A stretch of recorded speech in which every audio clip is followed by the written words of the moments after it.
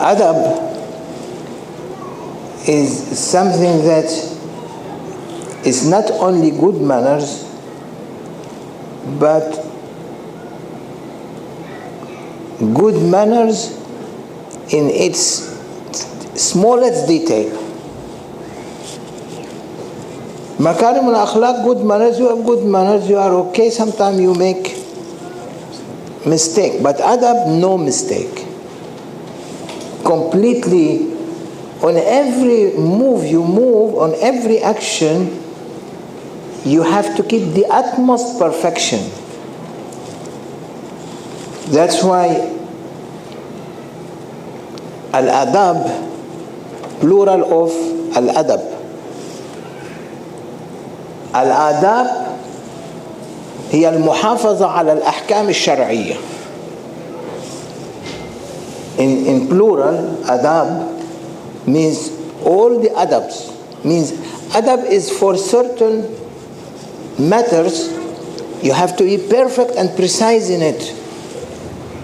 No bad intentions.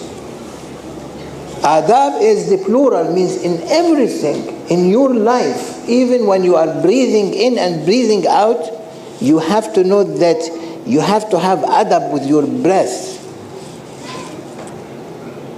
You cannot breathe without adab. If you breathe without adab, then you are zalim, oppressor. Oppressor to yourself. People today, they breathe without thinking. Sayyidina Muhammad sallallahu alayhi wasallam and his Sahaba, he taught his Sahaba not to breathe without kalimatul shahada. Their breathe in and breathe out is la ilaha illallah Muhammadur Rasulullah. When they are breathing in, they are remembering. When they are breathing out, they are remembering. And they have been raised up in an ascension that they can breathe in and breathe out with that respect to what Allah has given them of breath by saying La ilaha illallah through their hearts. Not losing that understanding or that focusing. They cannot let one moment of their lives to be lost. For us, how many moments in our lives are lost? We sit every week for one hour to do zikrullah, and that's it. So he says, al-adab هي المحافظة على الأحكام الشرعية بحيث لا يجري العبد ما لا يسوغه الشرع. You have to keep perfect, utmost relationship with all Sharia principles and Islamic law, where you must not do something in your life if in any moment that it is against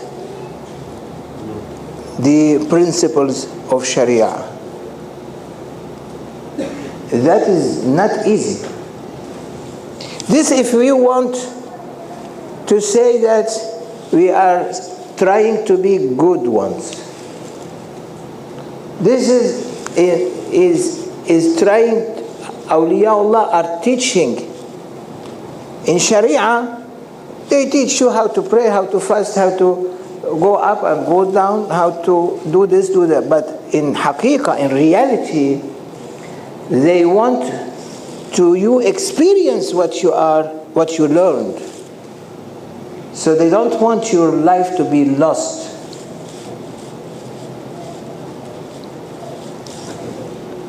They don't want your life to be lost. They want complete perfection. That's why he say that فإن حقيقة الآداب عند السادات النقشبندية أن يلاحظ المريد جميع أنفاسه.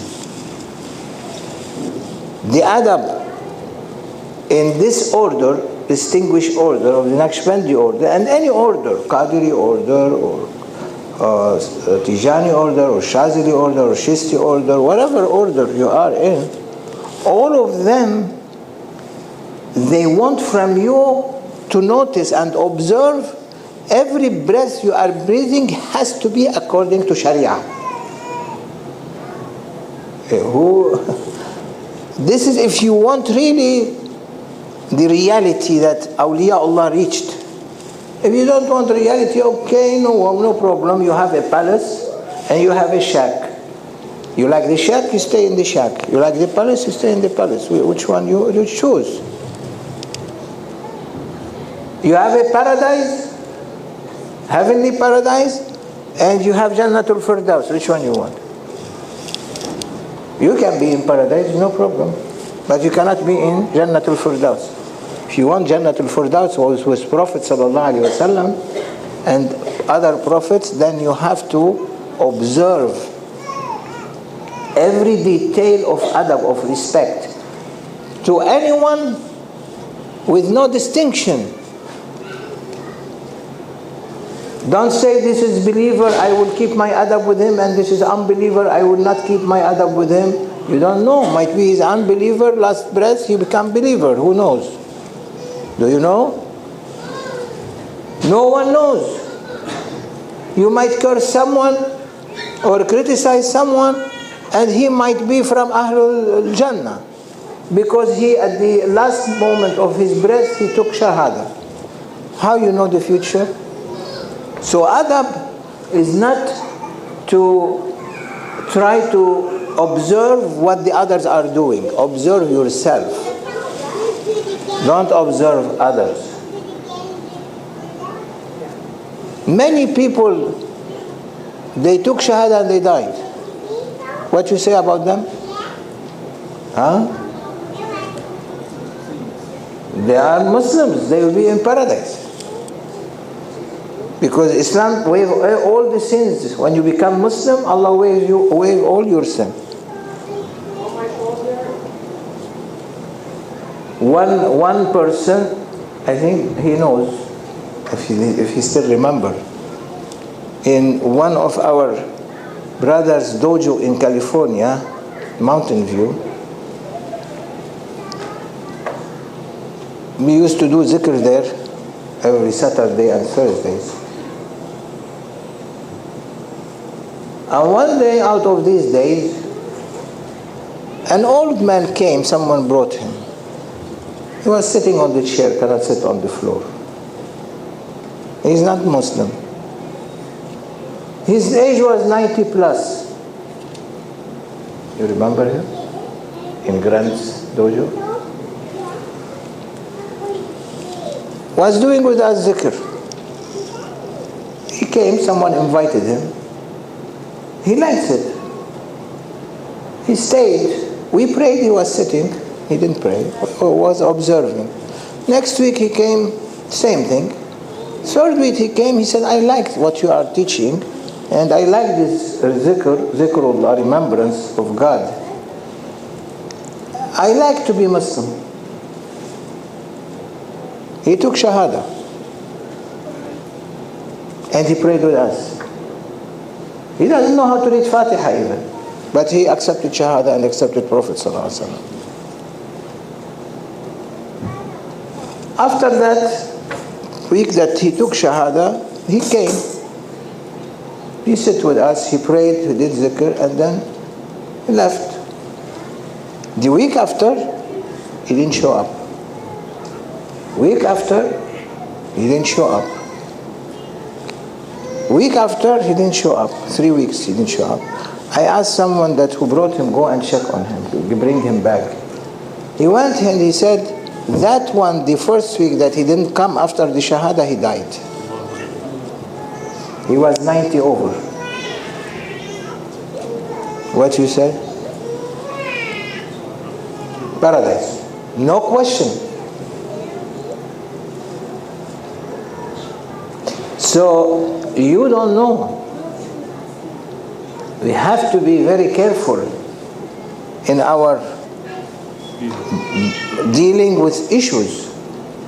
You want to be saved?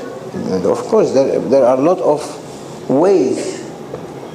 But awliyaullah, they like from their murids to be always in high standard and perfect, that every breath they are breathing has to be according to Sharia and remembrance of Allah subhanahu wa ta'ala. So when you breathe in, you remember your Lord. When you breathe out, you remember your Lord. You remember Allah subhanahu wa ta'ala.